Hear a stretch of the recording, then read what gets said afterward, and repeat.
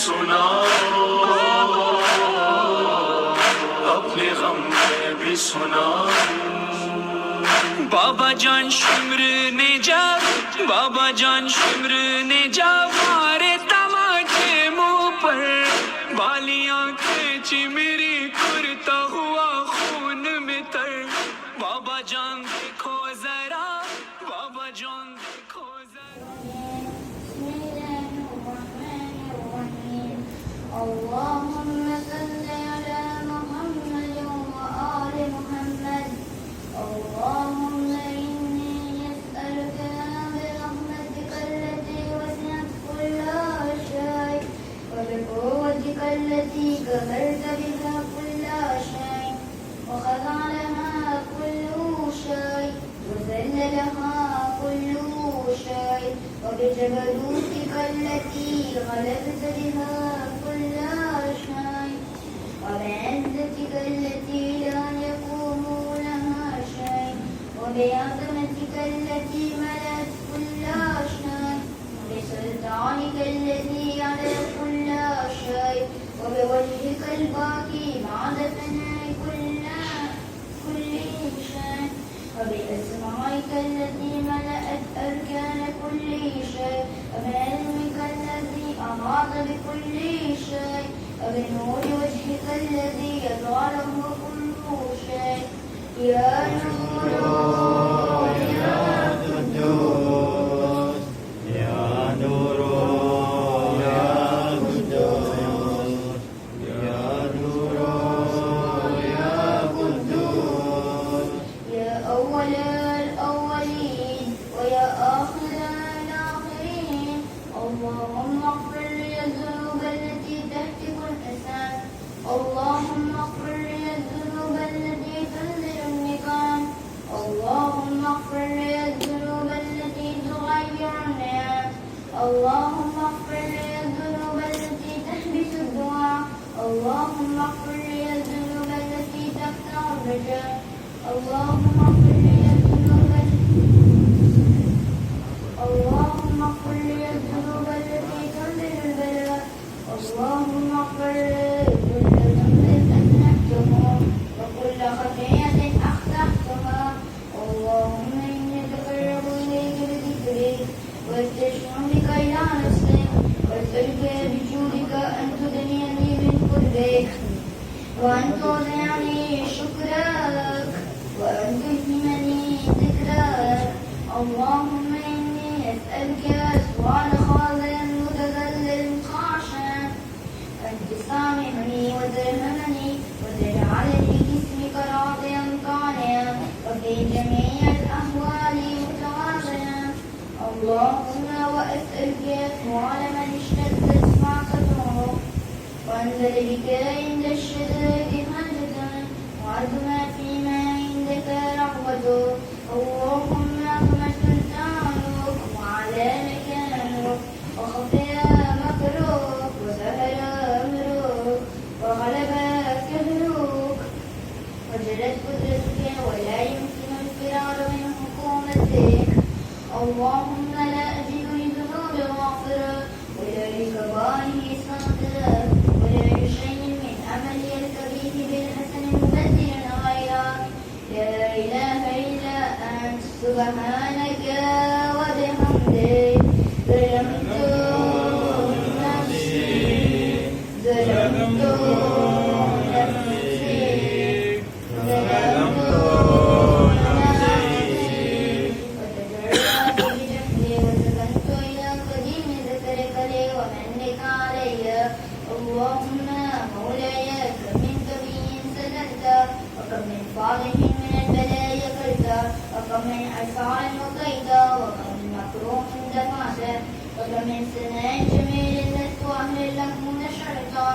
اللهم ذو بلائي وأفرد بسوهاري وكسرت بي أعمالي وكادت بي أغلالي وحبس لي النحو ومالي وخلقتني الدنيا بغرورها ونفسي بجنايتها ونطعني يا سيدي فأسألك بعزتك أن لا يحجب عنك دعائي سوء عملي وفعلي ولا تفتني بخفي ما اطلعت عليه من سر ولا تعاجلني بالعقوبات على ما أملت في خلوات من سوء فعلي وإسقاطي ونظام تفريطي وجهالتي وكسرتي شهواتي وغفلتي وكن اللهم بعزتك لي في كل الأحوال رؤوفا وعلينا في جميع الأمور عطوفا إلهي وربي من لي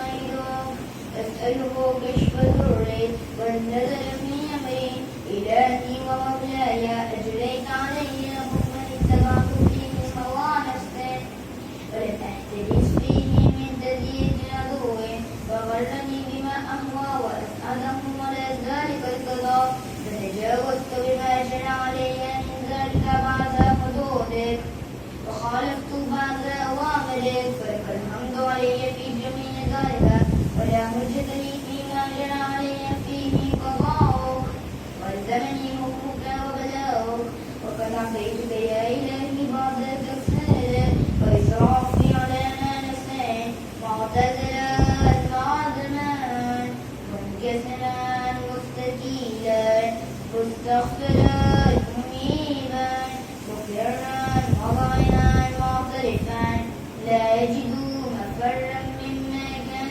مني ولا مسعى نتوجه إليه في أمره غير القبول تعذري غير خالقه إياي في صعب رحمته اللهم اقبل عذري والهم شدة الضر وفكني من شد وفاق يا رب ارحم عفا بدني يا رب ارحم عفا بدني يا رب ارحم عفا بدني ورقة جلدي ودقة عظمي يا من بدا قلبي وذكري وتربيتي وبري وتقدمي ابني لابتداء كلمي فصالت برك بي يا إلهي وسيدي وربي أشرعك معظم بنارك بعد توحيدك وبعد من تم عليه قلبي من معرفتك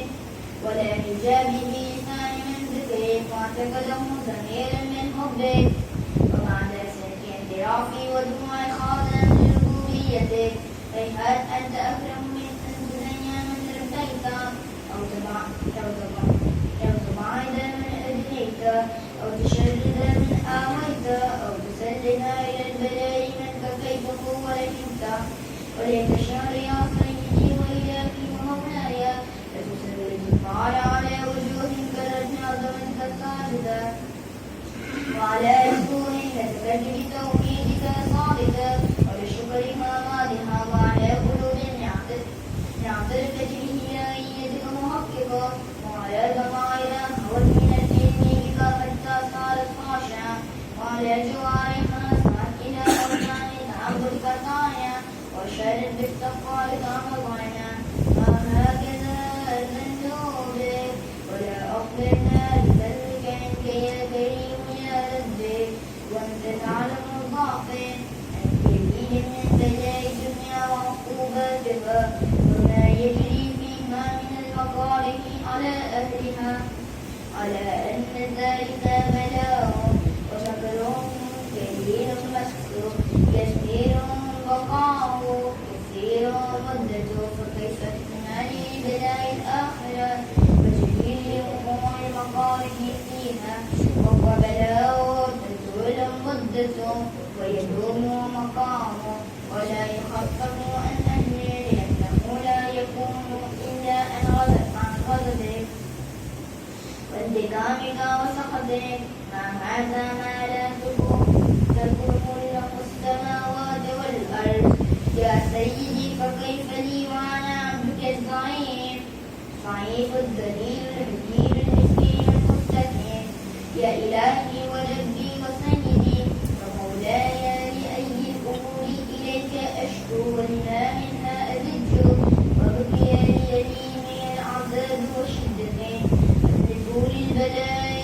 ومدته فلئن سيرتني للعقوبات مع أعدائي فجمعت بيني وبين أهل بلائي فرقت فرقت بيني وبين أحبائك وأوليائك فهبني عيالي وسيدي ومولاي ولم صبرت على عذابك فكيف أصبر على فراقك وخذني صبرت على هر نارك فكيف أصبر عن النذر إلى كرامتك أم كيف أصبر في النار ورجاء عفوك فبعزتك يا سيدي ومولاي أقسم قولك لئن تركتني ناطقا لا ألتجن إليك بين أهل هذا الجيج الآمنين ولا أصرخن إليك صراخ المستصرخين ولا أبكين عليك بقاع الفاقدين ولا أنادينك عين كنت يا ولي المؤمنين يا غاية آمل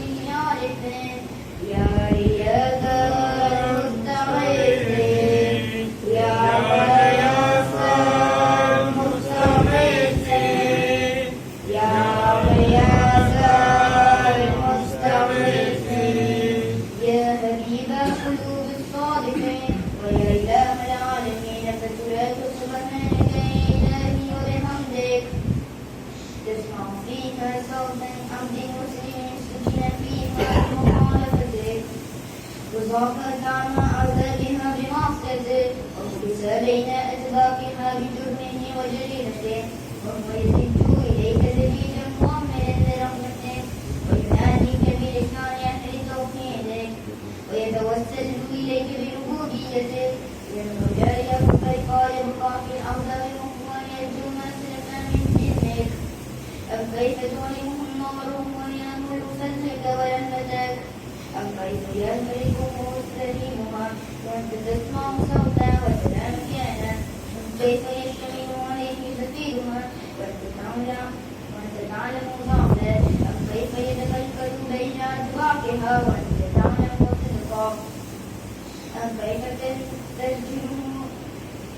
كيف ترجمه زبانيتها وهو يناديك يا رب أم كيف يرجو فضلك بعتقه منها فتتركه فيها والعباد مع ذلك الذنوب وللمعروف من فضلك ولا مشبه لما عملت به الوحيد من برك وإحسانك فباليقين تقطع لولا ما حكمت به من تعظيم جاهدك وقضيت به من أحسان والدك اجعلت النار كلها بردا وسلاما وما كانت لأهل فيها مفرا ولا مقاما لكنك تقدست أسماؤك أقسمت أن تملأها من الكافرين من الجنة والنار أجمعين وأن تخلد فيها المعاندين وأن تجلى ثناؤك قلت قولا نعم وتطولت بالإنعام متكرما فمن كان مؤمنا كمن كان خافتا لا يستوون إلهي وسيدي فأسألك بالقدرة التي قدرتها وبالبدية التي هدمتها وأحكمتها وغلبت من عليه أجريتها ابتهل لي في هذه الليلة وفي هذا الإسلام كل جرم أجرمته وكل ذنب أذنبته وكل كبير أسررته وكل جرم لم كتبته أو أعلمته أخفيته أو أظهرته وكل سيئة عملت لإثباتها الكرام الكاتبين الذي وكلتهم بحفظ ما يكون مني وجعلتهم شهودا علي مع جواده وكنت أنت الرقيب علي من ورائه والشاهد لما خفي أنه برحمتك أقصيت وبفضلك سترت وأن توفر هزي من كل خير أنزلت أو إحسان فزلت أو بر نشرت أو رزق بسطت أو ذنب تغفر أو خطأ تستر يا ربي يا ربي يا ربي يا ربي يا ربي يا ربي يا ربي يا إلهي وسيدي ومولاي ومالك ذكري مكرمي ناصرتي يا عظيما بذري ومسكنتي يا خبيرا بفقر وفاقة يا ربي يا ربي يا ربي يا ربي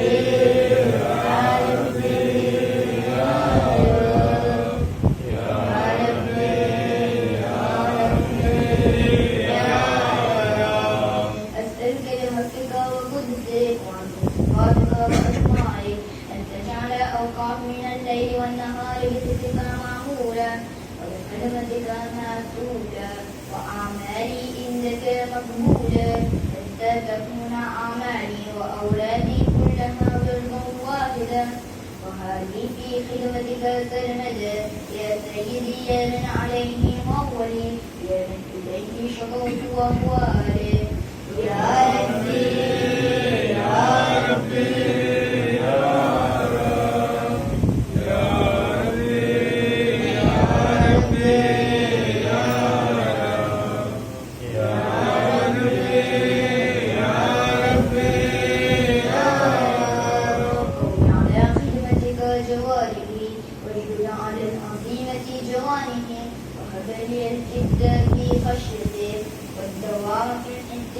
بخدمتك حتى أسرعنا إليك في ميادين الصادقين وأسرعنا إليك في البارزين واشتاق إلى قربك في المشتاقين ونوى منك ذنوب المخلصين وخافك مخافة المؤمنين واجتمع في جوارك مع المؤمنين اللهم من أرادني من سوء فارقه ومن كادني فقده واجعلني من أحسن عبيدك نسيبا عندك وأقربهم منزلا منك وخفيهم غرفة لديك فإنه لا ينال سالكا إلا بفضلك وجبري بجودك وعزز علي بمجدك واحفظني برحمتك واجعل لساني بذكرك رهيجا وقلبي بحبك متيما ومن علي بحسن إجابتك ومن للآخرة واغفر ذنبتك فإنك سبيت على عبادك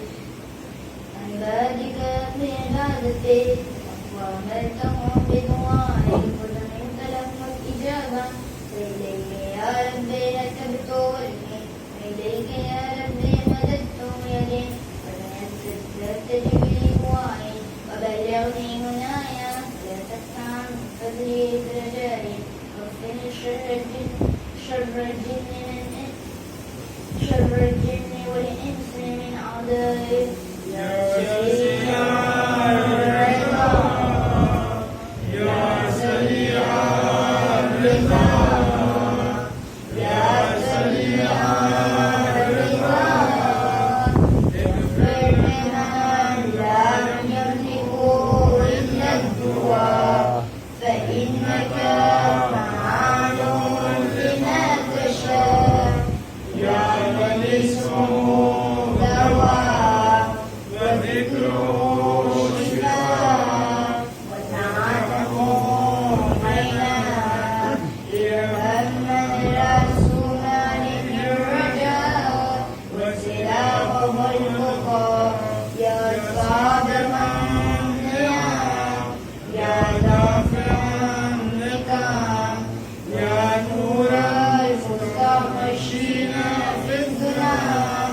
يا عالما لا يعلم صل على محمد وآل محمد وافعل بما أنت أهله وصلى الله على رسوله والأئمة الميامين من آله وسلم تسليما كثيرا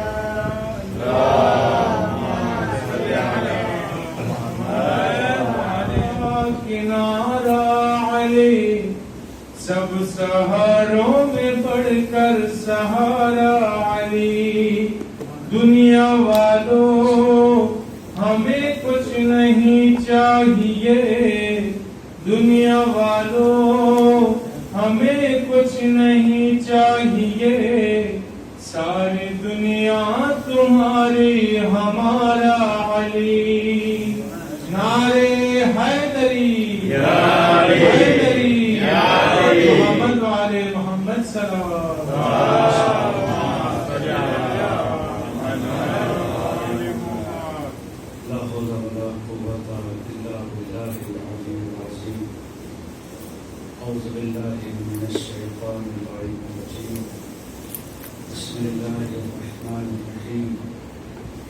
الحمد لله الذي لم يتخذ صاحبة ولا ولدا ولم يكن له شريك في الملك ولم يكن له ولي من الذل وكبره تكبيرا. الصلاة والسلام والتحية والإكرام على النبي الأمي القرشي الهاشمي مولانا ومولى الثقلين جد الحسن والحسين أبي القاسم محمد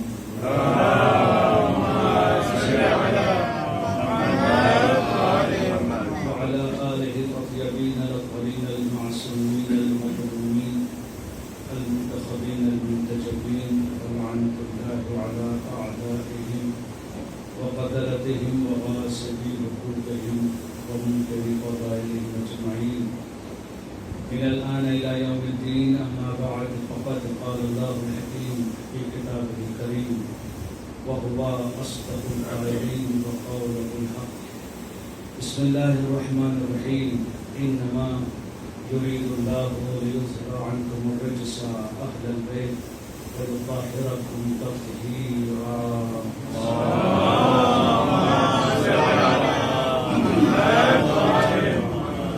پروردگار عالم کا اپنی کتاب میں ارشاد ہے کہ اے اہل بیت، تم کو اللہ نے ہر طریقے کی نجاست سے دور رکھنے کا ارادہ کر لیا ہے اور ایسا طاہر آپ کو بنائے گا، جو ایسا طاہر آپ کو بنا چکا ہے جو طہارت کا حق ہے. یہ آیت ہے اور اسی کے ذیل میں ذرا دیر آپ کے سامنے گفتگو کرنی. دین اسلام جو دین عقیدہ و عمل ہے، دین اسلام جس میں ایک طرف عقیدے کی بات کی جا رہی ہے اور جو قرآن نے مختلف جگہوں پر ارشاد فرمایا ہے، اور قرآن تو ہے ہی ہے اسی لیے تاکہ انسان کو انسان بنا سکے. آواز دی جہاں جہاں آپ دیکھیں یا ایھا الذین آمنوا وعملوا الصالحات، یہ وہی عقیدہ اور عمل ہے. ایمان یعنی عقیدہ، عمل الصالحات یعنی وہی عمل. عقیدہ اور عمل اسی کا نام اسلام ہے. لہذا اگر کسی کا عقیدہ صحیح نہیں ہے تو بھی وہ مسلمان اس معنی میں نہیں جو قرآن چاہتا ہے. اگر کسی کا عمل صحیح نہیں ہے تو وہ بھی اس معنی میں نہیں ہے جو انسان چاہتا ہے. اس آیت کو جو میں نے آپ کے سامنے پیش کیا ہے اور بڑی جلدی 10-15 منٹ میں آپ کے ذہنوں کو تمام کروں گا. اس میں اللہ ارشاد فرماتا ہے کہ انما یرید اللہ لیذھب عنکم الرجس اہل البیت. انما کہتے ہیں حصر. اس میں 3 لفظوں کی بحث ہے. ایک تو پہلی چیز جو ہے ارادہ ہے. ارادہ کیا ہے؟ دوسری چیز وہ یہ ہے رجس کیا ہے؟ تیسری چیز ہے اہل البیت. یہ کیا ہے؟ جو اس آیت میں ہر چیز، قرآن کا ایک حرف بھی بہت امپورٹنٹ ہے، اس کو انسان سمجھنا چاہیے. لیکن اس آیت میں 3 چیزوں کی طرف جو امت میں اختلاف ہے. اختلاف کا مطلب لڑائی نہیں ہو رہی، بالکل آپ ٹینشن نہیں لے گا. جب دین کی بات ہوتی ہے اس میں اختلاف کا لفظ استعمال ہوتا ہے. جیسے روایت میں ہے اختلاف امتی رحمہ، یعنی امت کا اختلاف رحمت ہے. تو اب یہ نہ سمجھ لے کہ انسان کی چلو آج سے رحمت ہے تو لڑائی کیا جائے. رحمت کا اختلاف کا مطلب لڑائی نہیں بلکہ نظریوں کا اختلاف. آپ کی ایک رائے ہے، میری ایک رائے ہے. یعنی آپ اپنے عقل کو پیک نہ کر دیجیے، بلکہ اگر سامنے والا ایک بات کہہ رہا ہے تو آپ بھی اس کے مقابلے میں کوئی بات کرنے کی صلاحیت رکھتے ہیں. اس کو کہتے ہیں اختلاف. آنا جانا، واختلاف اللیل والنہار، دنوں کا آنا جانا، دن رات کا آنا جانا. اختلاف مطلب دن رات لڑتے نہیں، دن آتا ہے پھر اس کے بعد رات آتی ہے پھر اس کے بعد دن آتی ہے، یعنی آنا جانا. اختلاف کا مطلب یہ ہے. اس میں 3 نظریے. ایک سب سے پہلے جو شروع ہوتی ہے آیت وہ ہے انما کی ذریعے. انما کا مطلب یہ ہے، یہ اس کو عربی میں کلمہ حصر کہا جاتا ہے، یعنی بس. اچھا اس کے اوپر بہت ایک اچھا سا واقعہ بھی ہے اور بہت سے خاص طور سے نام جو ہے وہ بیٹیوں کے رکھے جاتے ہیں. انما کا نام تو کسی صاحب کے ایک مولانا کے کہیں پہ تو ایک صاحب نے کہا مولانا دعا کریے کہ اللہ ہم کو اور زیادہ بچے دے. کہ نہیں بچے آپ کو پتہ ہے بچے تو ہیں ایک ہی بچی ہے, دعا کریے کہ اور زیادہ ہو جائے. اچھا کہ نام کیا رکھے گا؟ انما کا جواب نے نام ہی انما رکھ دیا تو بس اب اس سے زیادہ کیا ہوگا. آپ کو صلوات پڑھ دیں محمد علیہ.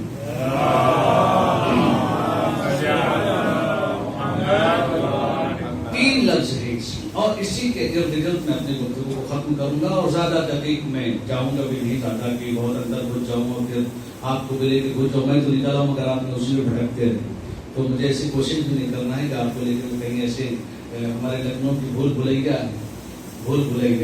اس میں جو گھستا رہے گا اس کے ساتھ گائیڈ نہ ہو تو واپس نہیں آتا. تو میں بھول بھلیا میں لے کے آپ کو گھسنے والا ہوں. آپ بالکل نشچنت رہیں اور بالکل جگہ پر جہاں ہے بھائی میں بس ظاہر آپ کو لے کے چلوں. پہلی چیز ارادہ جو اختلاف امت ہے اور اس میں ارادہ ہے یہ جو لوگوں علماء کے درمیان علماء اسلام وہ چاہے شیعہ ہو سنی جو تمام علماء اسلام سب کی نظر میں یہ کہ ارادے کی 2 معنی کیے گئے. ایک ارادہ کچھ علماء اسلام میں یہاں پر یہ بھی نہیں کہوں گا شیعہ نے کیا کہا سنی نے کیا کہا, کچھ علماء اسلام وہی کہتے ہیں ارادہ سے مراد تکوینی ارادہ ہے, یعنی اللہ اپنے تمام اختیارات کے ذریعے ارادے تکوینی پیش کر رہا ہے. دوسرے کہتے نہیں وہ ارادے تکوینی بلکہ تشریعی کا مطلب یہ تکوین اور تشریح کا مطلب ہوتا ہے تشریح کا مطلب ظاہری اعمال میں, اور جو قرآن کے نازل ہونے کا مقصد ہے کہ وہ اللہ نے قرآن کو اس لیے احکام کو اس لیے نازل کیا بتایا تاکہ آپ کو احکام پر عمل کرتے ہوئے آپ کو پاک بنا سکے. یہ ارادہ ہے تشریح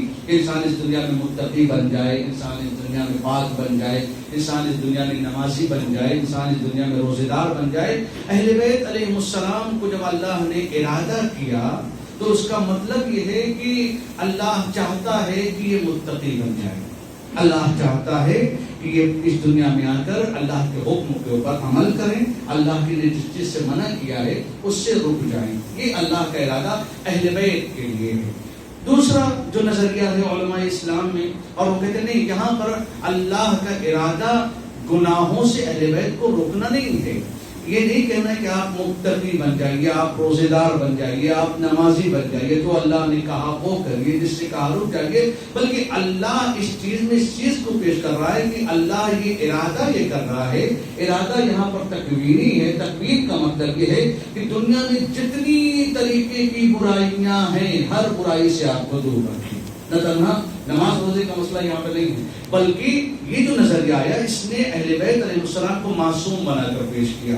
یعنی امکان خطا بھی نہیں ہے, ارادے تکوینی اللہ ہے. یعنی اب اللہ نے ارادہ کر لیا ہے, جیسے اللہ نے ہمارے لیے قرآن میں ارادہ کیا کہ دین اس لیے آیا تاکہ تم پاک بنو. یہ تشریح ہے. اس کا مطلب کیا ہے؟ اللہ نے کہا تم نماز پڑھو, مگر ہم میں سے کتنے جو نماز نہیں پڑھتے, کتنے ہیں جو نماز نہیں پڑھتے. اللہ نے کہا روزہ رکھو, کتنے ہیں جو روزہ نہیں رکھتے. کیا ہمارے پر جبرائیل آ جاتے ہیں کہ نہیں روزہ رکھو ورنہ پٹائی ہو جائے گی, نماز پڑھو نہیں تو پٹائی ہو جائے گی؟ ایسا تو نہیں ہے. اللہ نے ارادہ کیا ہے ہمارے لیے لیکن ہمیں اختیار دیا ہے. لیکن جب اسی معنی کو ہم تکوین میں لے کر جائیں گے تو پھر وہاں پر اہل بیت کچھ غلط کام نہیں کریں گے. لہذا جب کوئی غلط کام نہیں کریں گے, ارادہ الہی تکوینیات میں آ جائے گی, تو اس کا مطلب یہ کہ یہ معصوم ہے, ان سے کسی خطا کا امکان نہیں. ایک بحث یہاں پر یہ. دوسری رجس جو میں نے اسی معنی میں آپ کے سامنے شامل کر. رجس کا مطلب ہوتا ہے جو ظاہری برائیاں ہیں جیسے شرک ہے, نفاق ہے وغیرہ وغیرہ, یہ رجس ہیں. بعد نکالی جو انسان جو اس نجاست طہارت دنیا کی برائیاں ان سب ساری چیزوں سے, تو لہذا اس رجس کو بعد نے بہت عام لیا کچھ علماء اسلام نے, اور انہوں نے کہا کہ رجس کا مطلب اگر اس کا انکار ہے اللہ رجس سے پاک کر رہا ہے, یعنی اہل بیت کو دنیا کی تمام ترین برائیوں سے. اور بعد نکالی دنیا میں جو تشریعات ہیں. اس کے بعد اہل بیت کون ہے؟ اس میں بھی علماء اسلام میں بہت اختلاف ہے. اہل بیت کون ہے؟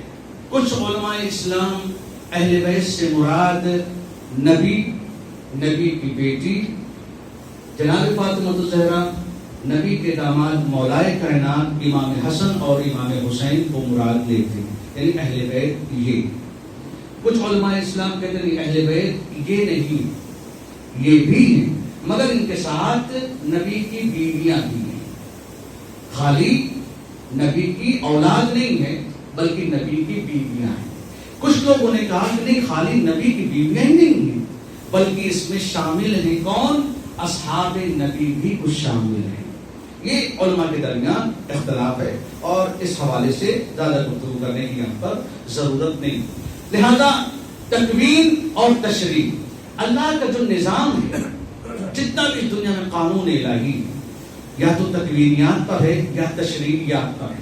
کچھ اختیارات ہمارے ہیں، کچھ اختیارات ہم سے سلب کر لیے گئے۔ مثال کے طور پر ہمیں صبح اٹھنا ہمارے اختیار میں ہے لیکن صبح کرنا ہمارے اختیار میں نہیں۔ صبح کا اٹھنا یہ تشریعات میں آ جائے گا، صبح ہوگی نماز کے وقت آپ اٹھ جائیں گے، لیکن نماز کا وقت لانا یہ ہمارا اختیار نہیں ہے۔ سورج کو نکلتا ہوا دیکھ کر نماز ظہر کی طرف زوال کا وقت ہو گیا، نماز ظہر کی طرف انسان کا بڑھنا کہ نماز کا وقت ہو گیا ہے، یہ ہمارا اختیار ہے، لیکن سورج کو اگانا اور اس کو روشنی عطا کرنا یہ ہمارا اختیار نہیں ہے۔ لہذا جب اس کے حوالے سے گفتگو آگے چلی تو ایک دن جناب موسیٰ علیہ السلام، دیکھیے انسان کو کبھی بھی کسی بھی مرحلے میں اپنے اوپر انسان کو ناز نہیں کرنا چاہیے، اس لیے کہ قرآن جو ہمارے لیے آئیڈیل ہے، قرآن جو ہمارے لیے دستور زندگی ہے اور قرآن جس چیز کو پیش کر رہا ہے وہ یہی ہے۔ کل جو گفتگو آپ کے سامنے کی تھی اور سدرۃ المنتہا بعد میں کچھ دوستوں نے پوچھا، تفسیر جو انشاءاللہ تعالیٰ اگر زندگی میں کبھی موقع ہوا تو تفسیر کے حوالے سے اور تفسیر کے ساری اقسام اور جو کیا ہے تفسیر کیوں ضروری ہے، تفسیر کون کر سکتا ہے، تفسیر کیسے کی جا سکتی ہے، اس کے بارے میں علماء اسلام کا کیا نظریہ ہے، یہ بہت امپورٹنٹ گفتگو ہے۔ اور ذرا سا رشد فکری کو اوپر کریے، خالی تاریخی واقعات اور خالی داستانیں، یہ زندگی انسان کی جب تک ہم حقیقت کو نہیں سمجھیں گے تب تک، اور واقعات سے بھی نتیجہ حاصل کرے۔ اگر کوئی واقعہ سنایا جا رہا ہے اس سے ایک نتیجہ لکھے، قرآن کی داستان بیان کیوں کر رہا ہے؟ قرآن میں زیادہ تر داستانیں بھری پڑی، کوئی ایسا نبی نہیں ہے، تقریباً 27 انبیاء کا تذکرہ قرآن کر رہا ہے داستانوں کی شکل میں۔ وہ کوئی ناول نہیں ہے جہاں پر کہانیاں لکھی جا رہی، نبیوں کی داستان، خبیث لوگوں کی داستان، شیاطین کی داستان قرآن اس لیے پیش کر رہا ہے تاکہ اس امت یہ پڑھے اور پہلی امتوں کے ساتھ کیا ہوا اور تمہیں کیا کرنا ہے۔ جناب موسیٰ علیہ السلام کو ایک دن پوچھا کسی نے، آپ ایسی گفتگو کر رہے تھے اور پوچھا کسی نے کہ یا نبی اللہ آپ یہ بتائیے کہ اس امت میں سب سے عالم کون ہے؟ تو جناب موسیٰ علیہ السلام اولو النبی، صاحب کتاب ہے، صاحب شریعت ہے، ان کے اوپر آنے والی کتاب کا نام کیا ہے؟ تورات۔ جناب موسیٰ کے اوپر آنے والی کتاب تورات ہے، صاحب کتاب ہے، صاحب شریعت ہے، اور تقریباً 135 کے آس پاس ان کا قرآن میں تذکرہ ہوا ہے۔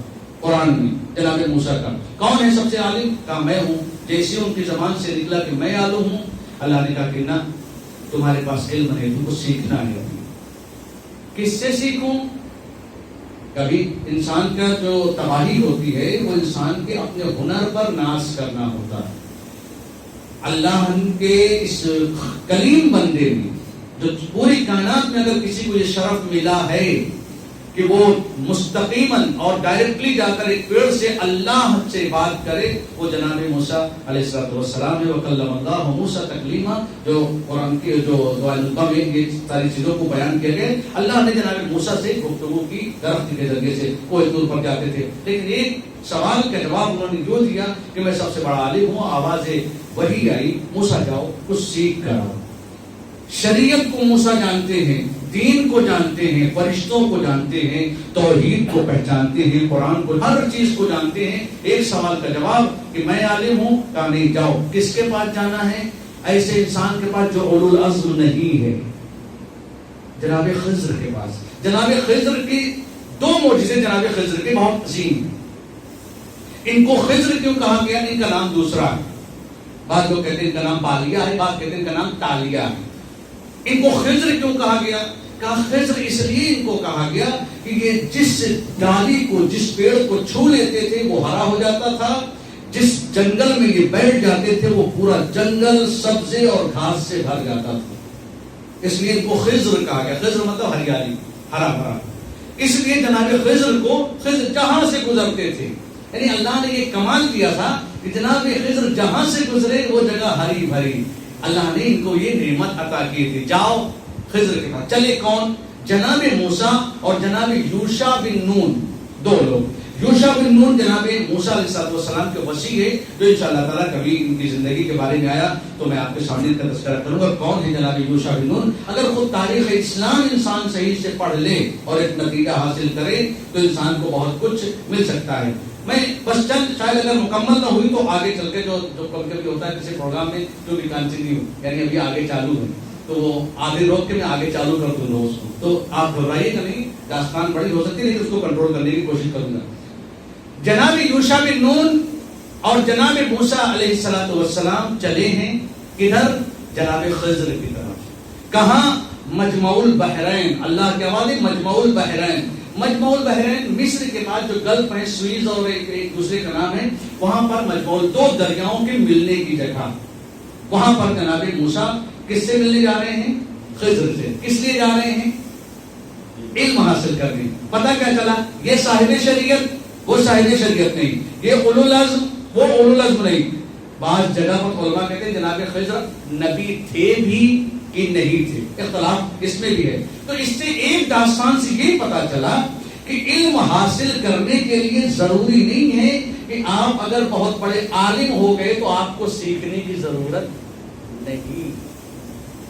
یہ ضروری نہیں ہے. ہو سکتا ہے کہ ہماری عمر کے اعتبار سے ہمارے پاس علم ہو لیکن یہ بچہ مجھے کوئی ایسی چیز سکھا دے جو ابھی تک میں نے 39-40 سال تک نہیں سیکھی ہے. لہذا انسان کبھی یہ نہ سوچے کہ میں بالکل سے علم والا ہو چکا ہوں. اللہ نے کہا جاؤ اس کے بعد جس کو میں نے اپنے عباس سے علم دیا ہے. آئے کہا مجھے علم سکھا دیجیے. کہا علم سکھانے کے لیے شرط یہ ہے کہ صبر کرو. تو اس کا مطلب کیا ہے؟ جتنا انسان کا علم بڑھتا جائے گا اتنا انسان کا صبر بڑھتا جائے گا. تو اب اگر کوئی انسان یہ سوچے کہ کیسے اہل بیت علیہ السلام نے ہر مصیبت پر صبر کر لیا تو سوال ان کے صبر کا نہیں ہے، سوال ان کے علم کا ہے. چونکہ علم سب سے زیادہ تھا لہذا صبر بھی سب سے زیادہ تھا. صلوات اور محمد و آل محمد. اور نہج البلاغہ سے لے کر تمام تاریخیں اسی چیز کے اوپر گواہ ہیں کہ صبر اہل بیت علیہ السلام کیا تھا. تو صبر ایک بہت اہم ٹاپک ہے. میں سوچتا تھا کہ اس ٹاپک پر بھی کبھی آپ کے سامنے گفتگو کروں تو اگر زندگی رہی تو صبر بہت عظیم ٹاپک ہے اور اسلام میں اس کو کس طریقے سے پیش کیا گیا ہے اور اس کی کیا عظمت ہے اور کیسے ہونا چاہیے. صبر ہے کیا، صبر کے اقسام وغیرہ وغیرہ ساری چیزیں. آواز دی جناب خضر نے کہ تم ہمارے پاس صبر نہیں کر پاؤ گے. کہا نہیں، میں آپ کی ہر بات آپ جیسا چاہتے ہیں ویسا ہی ہوگا، آپ مجھے سکھائیں گے. جناب خضر چلے. اب آپ دیکھیے اب جناب خضر چونکہ کیا سکھانا ہے جناب خضر کو؟ علم ایسا جو موسیٰ کے پاس نہ ہو. علماء نے کہا کہ کیا فرق ہے دونوں میں؟ وہ تو صاحب شریعت تھے تو ان کے پاس علم زیادہ ہونا چاہیے. علماء نے کہا نہیں، جناب موسیٰ کے پاس تشریعی علم زیادہ تھا، یعنی دنیاوی علوم زیادہ تھے. جناب خضر کے پاس تکوینی علم زیادہ تھا، یعنی تکوین کا علم ان کے پاس کہ جو اختیارات الہی پوری طریقے سے پوری دنیا میں جو انسان سمجھ نہیں سکتا وہ جناب خضر کے پاس تھے. کشتی میں بیٹھے، ادھر بیٹھنا ہوا نہیں تھا کہ اٹھایا چھید کر دیا. اب آپ یہ بتائیے جو انسان اتنی دور سے نثار بھائی آیا ہو کہ اس کے پاس پڑھنے جانا ہے، ابھی آپ فرض کریے کوئی چلیے مولانا کے بعد کچھ سیکھنے چلتے ہیں اور وہیں پر اٹھا کے اپنا کپڑا پھاڑنے لگے تو آپ تو گھبرا کے کمرے سے باہر آ جائیں گے. مولانا ابھی تک ٹھیک تھے، اب ان کے پاس کمرے لگے تو اپنا کپڑا پھاڑ رہے ہیں. اچھا خاصا کپڑا کیوں پھاڑ رہے ہو بھائی؟ ڈر جائیں گے آپ کہ لگ رہا ہے اوپر ہی کچھ سایہ ہو گیا ہے، جو عام طور پر ہو جاتا ہے کبھی کبھی کچھ لوگوں کے اوپر. اچھی خاصی کشتی، جناب موسیٰ اور خضر بیٹھے اور جناب خضر نے مارا، اس نے چھید کر دیا. یہ کیا کیا آپ نے؟ اچھی خاصی کشتی کو آپ نے کہا تھا نا صبر نہیں کر پاؤ گے، کہا تھا نا. بولے کہ غلطی ہو گئی، ہماری زبان میں غلطی ہو گئی، اب آئندہ سوال نہیں کروں گا. سوال نہیں کرنا، جو میں کروں. اب ایک چیز یہاں سے اور معلوم ہوتی ہے، جب انسان کسی کے پاس علم سیکھنے جائے تو استاد سے کیسے اس کو پیش آنا ہے یہ داستان بھی بتا رہی ہے. آج ہماری سب سے بڑی مصیبت ہے کہ طالب علم استاد کے پاس آتا ہے اور ایسے بات کرنے لگتا ہے کہ استاد کی آبرو تک وہ ختم کر دیتا ہے. اسلام کہتا ہے کہ نبی بھی اگر ہے اور اپنے استاد کے سامنے کھڑا ہے تو استاد کا احترام کیسے کرے. زبان نہیں چلاؤ استاد کے سامنے, وہ بیان کرے تم سنو, بعد میں مسئلہ حل ہو جائے کلیئر کرے گا, استاد کا کام یہی ہے. اچھا کسی طریقے سے مسئلہ حل ہوا, ساتھ ہو لیے, آگے بڑھے, کشتی سے اترے, دیکھا کچھ بچے نوجوان کھیل رہے ہیں, نوجوان بچے. ایک بچے کو بلایا اس نے, اب دیکھیے کہ یقیناً جناب موسیٰ کیا کوئی بھی ہوگا سوال کرے گا, بلایا اور اس کو پٹک کے اس کا گلا دبا کے اس کو مار ڈالا ایک بچے کو. کیا کر دیا آپ نے, تو بے گناہ کو مار ڈالا. یہاں ہم آپ کے پاس آئے ہیں, آپ ولی خدا و فلانا اور ڈھماکا, اور یار پٹک کے اس بچے کو مار ڈالا. نوجوان بچہ, یہ بیچارے ماں باپ کا اکلوتا, پتہ نہیں کیسا لڑکا ہو کیا نہ ہو. ابھی آپ یہ بتائیے, ابھی ہمارے اگر ہم شکار پر بھی جاتے ہیں, وہ جانور جن کو ہم کھا سکتے ہیں ان کو تو مارنے میں کوئی پرابلم نہیں, لیکن اگر کسی ایسے جانور کو جن کا ہم استعمال نہیں کر سکتے ان کو مار کے سامنے والا کہہ دیتا ہے یہ گناہ ہے, مت کرو اس کو. چیونٹی بھی کوئی انسان مارتا ہے, نہ مارو اس کو, اور تم نے انسان کو مار دیا, یہ تو بہت بڑا گناہ ہو گیا. کہا تھا نا چپ رہو, مگر تمہاری چپی جو ہے وہ کنٹرول نہیں ہو رہی, تم مسلسل بولے جا رہے ہو. کہ ایک چانس اور دے دیجئے, اب ہم آپ سے بات نہیں کریں گے. لیکن وہی ہے نا, چونکہ ادھر بھی عصمت ادھر بھی عصمت, مگر اس عصمت کا علم محدود ہے, اس عصمت کا علم محدودیت سے ذرا سا اوپر ہے اس کے علم کے مقابلے میں. آگے چلے, ایک جگہ پہنچے, جیسے ہی پہنچے وہاں پر بھائی دونوں عالم دین, دونوں الہی اولیاء پہنچے وہاں پر, کب یہ کھانا کھلا دو, بھوکے ہیں. لوگوں نے کہا کہ نہیں یہاں پر ابھی ہمارے گھر ٹائم نہیں ہے, ہم خود اپنے ہوٹلوں میں کھانا کھاتے ہیں, ہم آپ کو کہاں سے کھانا کھلاتے, ہوٹل کا کھانا بہت مہنگا ہے. کیوں کال بھائی, ہوٹل کا کھانا بہت مہنگا, وہ کھلا نہیں سکتے, ہاں لہذا آپ جائیے. کھانا نہیں کھلایا دونوں کو, بیچارے آگے چلے. جیسے ہی شہر سے نکلنا چاہتے ہیں, دیوار ہے, دیوار لٹک رہی ہے. جناب خضر وہاں پر رکے, موسیٰ ہیلپ کرو ذرا سے اس کو دیوار کو بنایا, اور کہا یہ تو آپ نے گڑبڑ کر دیا. ارے کم سے کم دیوار ہی بنانے کا پیسہ لے لیتے, کچھ تو چلتے, ہوٹل میں ریسٹورینٹ میں کھا لیتے دوستی پہ, ہاں کچھ تو کھا لیتے بھائی, پرابلم کیا. کہا تھا نا تم نے اپنے وعدے کو توڑا, ابھی تمہیں جاؤ, اب جاؤ, مگر سنو جو کیس میں نے کیے ہیں راستے میں اور تم سمجھ نہیں پائے ہو, آؤ اس کو بتاتے. اور بس یہی سے سنیے گا. اور دیکھیں جو واقعات ہیں اور معصومین علیہ السلام کی جو روایتیں ہیں وہ کس طریقے سے پیش کرتی. کشتی میں چھید اس لیے کیا کیونکہ ادھر ظالم بادشاہ تھا. ایک کشتی کا چھید تو غریب برداشت کر سکتا ہے, لیکن کشتی چھین جائے, یہ جو ناؤ ہوتی ہے یہ چھین جائے, وہ برداشت نہیں کر سکتا. اگر یہ پوری ہوتی تو وہ بادشاہ لے لیتا, یہ غریب لٹ جاتا. تو لہذا کشتی میں چھید کر دیا, وہ بعد میں اس کو ڈبل وبل لگا کے صحیح کر لے گا. لیکن اگر چھین لیتا تو اچھا کھاتا, پھر شکار کیسے آپ مچھلی کا کرتے اگر کوئی بادشاہ چھین لیتا تو. لہذا تھوڑا سا چھید کر دو, کشتی بچی رہے گی.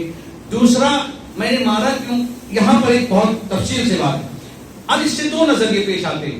ایک نظریہ یہ ہے کہ جناب خضر نے جس جوان کو مارا, جناب خضر کہتے ہیں چونکہ اس کے ماں باپ اچھے ہیں لہذا یہ بڑا ہو کر ستاتا ہے, اس لیے ہم نے اس کو مار دیا.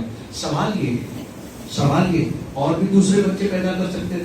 اب اس میں دو چیز جو میری سمجھ میں آئی ہے وہ دو چیز ہے. ایک تو یہ, یا اس دور کے لوگ بھی آج جیسے تھے تھوڑا تھوڑا, کہ ابھی دو بچے ہو گئے کافی. ہاں ہمارے یہاں بھی ہوتا ایک دو والا, کہ ابھی دو ہو گئے کافی. ہو سکتا ہے اس زمانے میں بھی ایک دو والا سسٹم رہا ہو کہ ابھی ایک بچہ ہے ہمارے پاس کافی ہے. اور تو کبھی کبھی جب کسی کو دعا دیجیے کہ اللہ آپ کو چوتھا بچہ دے دے کوشش بھائی, تو لوگ کہتے ہیں نہیں مولانا ابھی بس ابھی زیادہ بچے نہیں چاہیے. اس زمانے میں ہو سکتا ہے ایک بچہ جو رہا ہو اس سے کہا گیا ہو کہ دوسرا بچہ, تو ہوتا ہے ایک بچوں کا رواج اس دور میں رہا ہو زیادہ بچے. دوسری وجہ کیا ہے جو اس رواج سے سمجھ, ہو سکتا ہے وہ بچہ اتنا شیطان رہا ہو. ہمارے یہاں بہت سے کیسز ایسے آئے ہیں کہ بچہ اگر کوئی بیمار ہوتا ہے, کسی کو کوئی پرابلم ہوتی, تو ماں باپ چونکہ اتنا اس کا خیال رکھتے ہیں کہ دوسرا بچہ نہیں لا پاتے. تو وہ گھر میں اتنا ہنگامہ اور لڑائی جھگڑا یہ سب چیز کرتا رہا ہوگا کہ ماں باپ دوسرا بچہ پیدا کرتے نہیں رہے ہوں گے.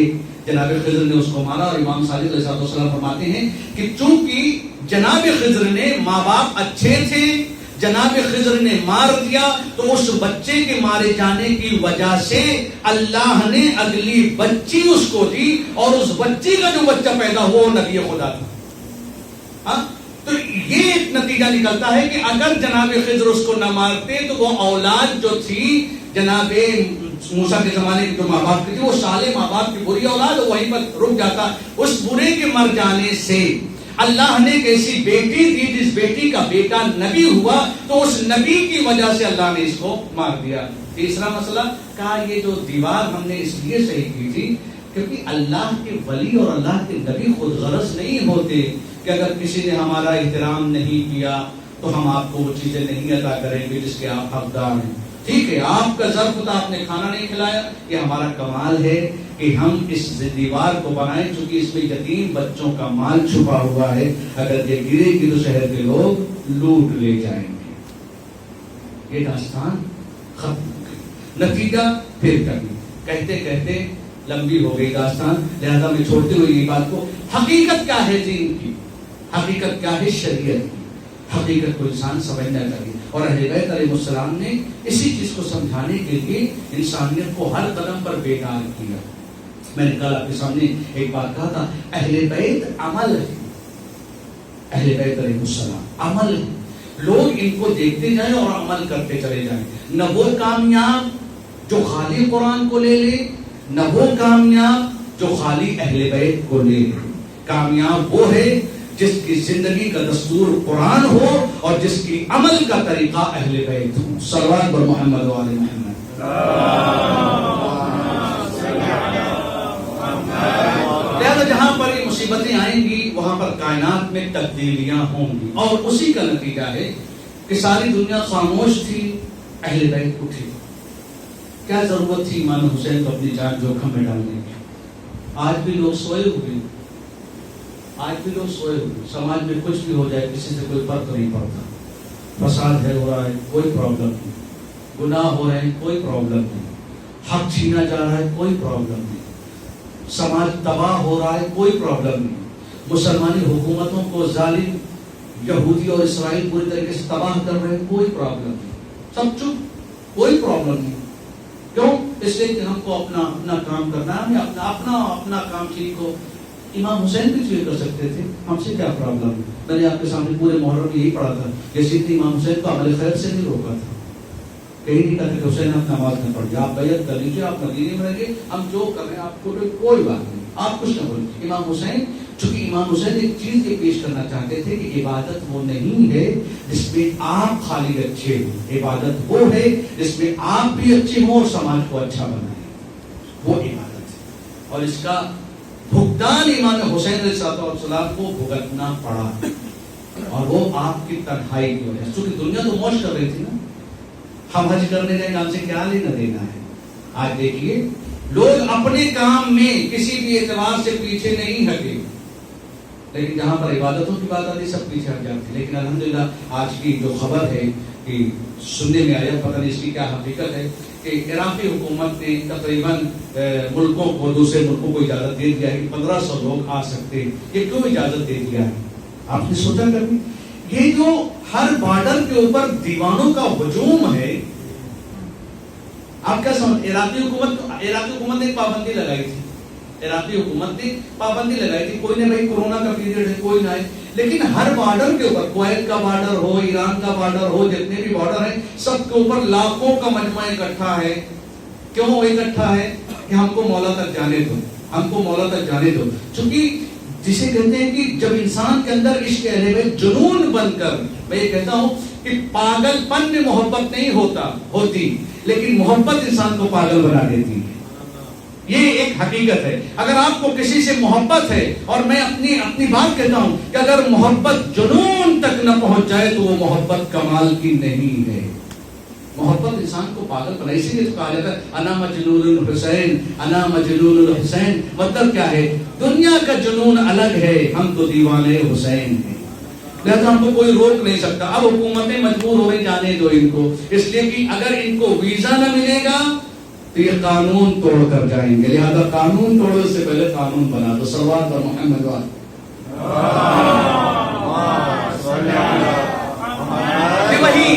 یہ وہی ہیں جو اپنی جان کو جوخم میں ڈالتے ہیں. کس لیے؟ کیونکہ ان کو معلوم ہے. اور آج تو وقت نہیں, انشاءاللہ تعالیٰ پھر آپ کے سامنے گفتگو ہوگی کہ ولایت کیا ہے اور اس سے جان کو کیسے جوخم میں ڈالنا کیسے. اور جیسے قرآن کی آیات اس چیز کے اوپر سورہ آل عمران کے 157 نمبر آیت ہے, اور دوسری آیت جو تفسیر اہل بیت علیہ السلام سے پتہ چلتا ہے کہ کیوں آج اہل بیت کے لیے جان دینے میں کسی کو اعتراض نہیں ہے.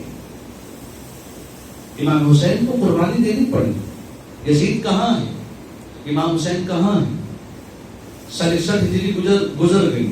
یزید کہاں ہے آج؟ یزید تاریخ میں ہے مگر گالی بن کر, حسین تاریخ میں ہے مگر محبت بن کر. سفر عشق چالو ہے اربعین کی طرف, لوگ جا رہے ہیں. 3 دن 4 دن کا سفر. لوگ کہتے ہیں کیا فائدہ, فلائٹ پکڑو چلے جاؤ, کیا ضرورت ہے بعد میں کبھی چلے جائیں. نہیں پتا, محبت کرو تو پتہ چلے محبت کی گرمی کتنی ہوتی ہے. یہ محبت کرو. بہت سے لوگ کہتے ہیں کہ محبت ہے. کبھی کبھی آپ دیکھیں نا, مثال کے طور پر اب جب ہمارے بچے کوئی شرارت کرتے ہیں اور ماں باپ اس کو پھر بھی جا کے سنبھال لیتے ہیں, جن کے بچے بڑے ہو چکے ہوتے ہیں یا جو بچوں سے اپنے پیار نہیں کرتے, ایسے ہی کوئی محبت نہیں, لگاؤ دو تماچا, کہتے ہیں نا لگاؤ دو تماچا اس کو سدھار دو. نہیں, تمہیں نہیں پتا محبت کیا ہوتی ہے. محبت کر کے دیکھو تو پھر تم کو پتہ چلے گا محبت کی گرمی کیا ہوتی ہے. اور اللہ نے ایسی نعمت عطا کی ہے یہ محبت کہ بچہ ماں کے پیٹ میں آیا اور محبت ماں کے وجود میں آ جاتی ہے. امام حسین روح کائنات کا نام ہے. جس نے جتنا حاصل کرنا چاہا اتنا اس کو نور ملتا گیا اور کوئی روک نہیں سکتا. آج کا کورونا کیا, جب متوکل بادشاہ نہیں روک پایا. ہاں, متوکل بادشاہ کیسا تھا؟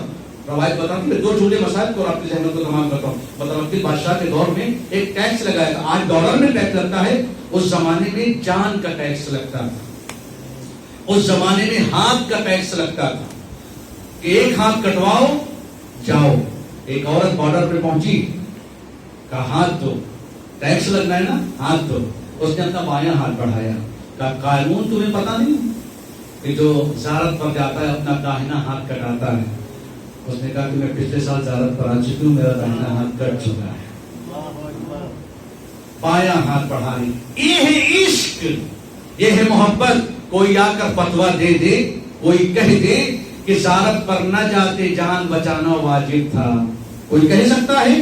بڑا سے بڑا مفتی آئے, مجتہد آئے, آیت اللہ آئے, مر جائے, کوئی بھی آئے اور یہ کہہ دے کہ متوکل کے زمانے میں جنہوں نے اپنی جانیں دی وہ غلط تھا, کوئی نہیں. بلکہ یہ سب کہتے ہیں سب کے اوپر واجب تھا. اس لیے کہ زندگی حسین کے صدقے کا نام ہے. وہ زندگی کیا زندگی ہے جو ذکر حسین کے قائل ہو. یہ ہے مقصد حیات. تو کیوں؟ اس لیے کیونکہ حسین نے دین کو بچایا, ہمیں حسین کو بچانا ہے. جب تک کائنات میں حسین زندہ ہے سمجھنا دین زندہ ہے.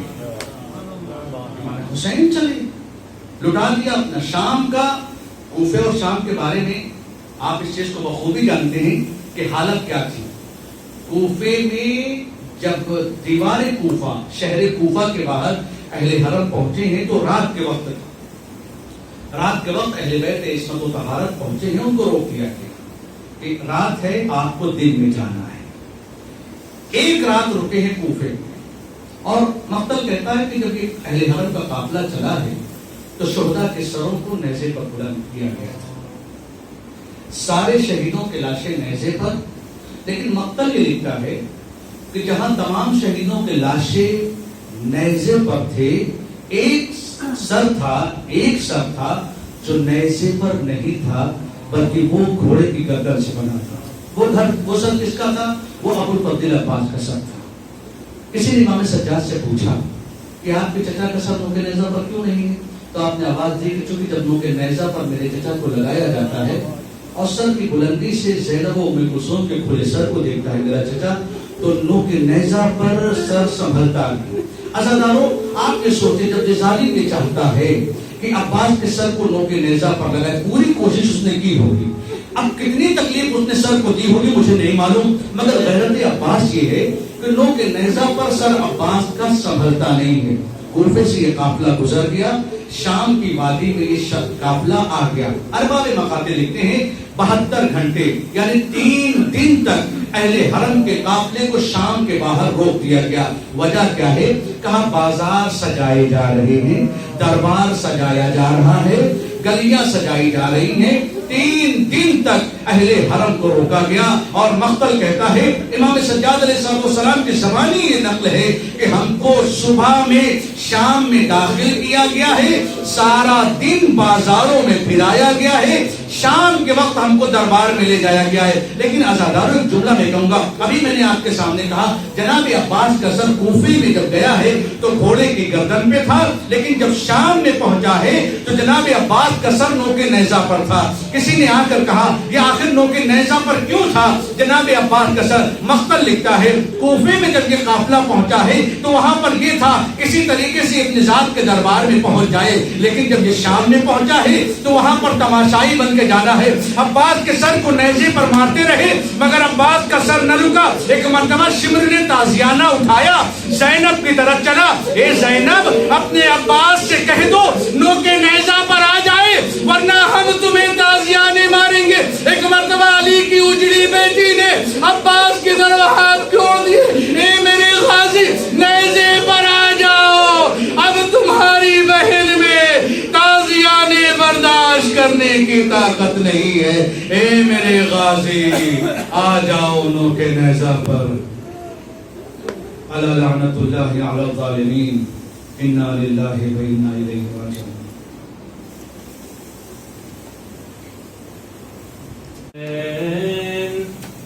شمر سے کہتے تھے شہ مشرق، باری سکینہ ہے میرے دل کے چین، ہائے باری سکینہ ہے میرے دل کے چین۔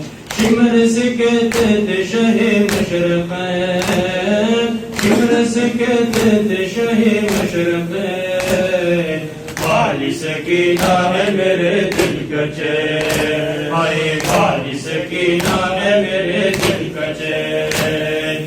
شمر سے کہتے تھے شہ مشرق، شمر سے کہتے تھے شہ مشرق، باری سکینہ ہے میرے دل کا چین، ہائے باری سکینہ ہے میرے دل کا چین۔ احمد مختار کا جانی ہوں میں، حیدر صفدر کی نشانی ہوں میں، دین پیغمبر کی جوانی ہوں میں، فاطمہ کا یوسف ثانی ہوں میں، بھائی حسن ہے میرا میں ہوں حسین، باری سکینہ ہے میرے دل کا چین، ہائے باری سکینہ ہے میرے دل کا چین۔ شمر سے کہتے تھے شہ مشرق، شمر سے کہتے تھے شہ مشرق، باری سکینہ ہے میرے دل کا چین، ہائے باری سکینہ ہے میرے دل کا چین۔ سجدے میں شبیر کی گردن کٹی، سر کھلے دربار میں زینب گئی، پاؤں میں سجاد کی بیڑی پڑی، شمر نے ہرگز نہ سفارش سنی، مر گئی زندان میں بنت الحسین، باری سکینہ ہے میرے دل کا چین، ہائے باری سکینہ ہے میرے دل کا چین۔ شمر سے کہتے تھے شہ مشرق، شمر سے کہتے تھے شہ مشرق، باری سکینہ ہے میرے دل کا چین، ہائے باری سکینہ ہے میرے دل کا چین۔ ایک یتیمہ کو ستایا تو کیا، دکھتے ہوئے دل کو دکھایا تو کیا، اٹھ گیا دے دے کے رلایا تو کیا، منہ پہ تماچے بھی لگایا تو کیا، سر کے مر جائیں گے بنت الحسین،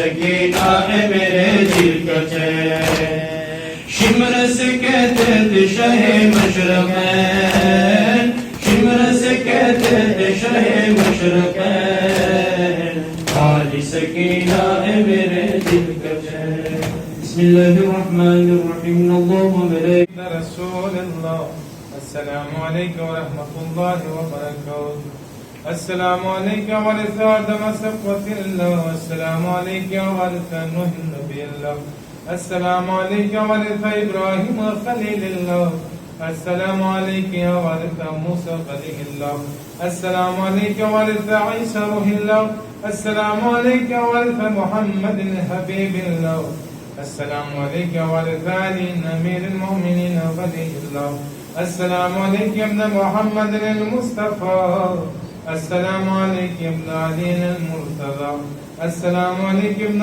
فاطمة الزہرا السلام علیکم ابن خدیجة الكبرى السلام علیکم اختار اللہ وابن اختار والبتر المقبول اشہد انک قد اقمت الصلاة وآتيت الزکاة وامرت بالمعروف ونهيت عن المنکر وأطعت الله ورسوله حتى أتاك اليقين فلعن الله أمة قتلتك ولعن الله أمة ظلمتك ولعن الله أمة سمعت بذلك وفرضيت به يا مولاي يا أبا عبد الله أشهد أنك كنت نورا في الأصلاب الشامخة والرحوم المطهرة لم تنجسك الجاهلية بأنجاسها ولم تلبسك مثل همات ثيابها وأشهد أنك من دعائم الدين وأركان المؤمنين وأشهد أنك الأمين وأشهد أنك الإمام البر الذكر الذكر الهادي المهدي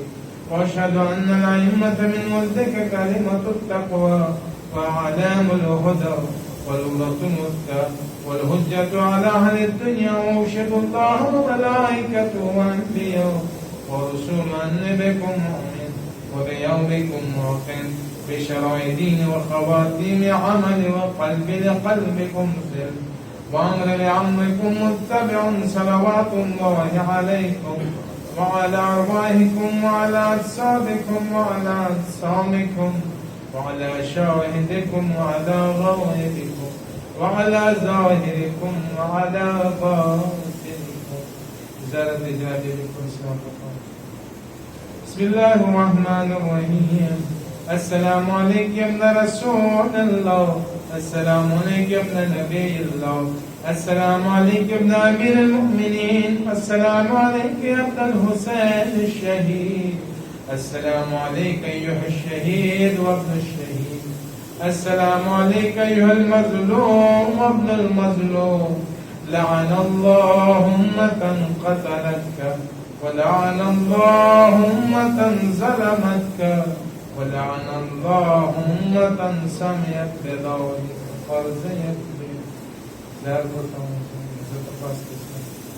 بسم الله الرحمن الرحيم السلام عليك يا ابن أمير المؤمنين السلام عليك أيها العبد الصالح مطيع لله ولرسوله وأشهد أنك جاهدت ونصرت وصبرت حتى أتاك اليقين لعن الله الظالمين لكم من الأولين والآخرين وألهكم بضرف الجحيم تمام شديك بسم الله الرحمن الرحيم السلام عليكم يا أولياء الله وأحباؤه السلام عليكم يا أشفياء الله وعبده السلام عليكم يا أنصار دين الله السلام عليكم يا أنصار رسول الله السلام عليكم يا أنصار أمير المؤمنين السلام عليكم يا أنصار فاطمة سيدة نساء العالمين السلام عليكم يا أنصار محمد الحسن الداري الناصر السلام عليكم يا أنصار بعبد الله جميعا ومتبتم وضابت الأرض التي فيها دفنتم وفزتم فوزا عظيما فيا ليتني كنت معكم فأفوز معكم السلام عليكم يا شهداء كربلاء جميعا ورحمة الله وبركاته السلام عليكم مولا ابن مولا السلام عليك يا غريب الغرباء السلام عليك سلطان أبا الحسن علي بن موسى وعلى أختك فاطمة المعصوم ورحمة الله وبركاته. السلام عليكم مولانا يا صاحب الزمان. السلام عليك يا شريك القرآن. السلام عليك يا إمام الإنس والجن. أجل الله تعالى فرجك وسهر الله تعالى مخرجك وظهر زمان. السلام عليكم ورحمة الله وبركاته.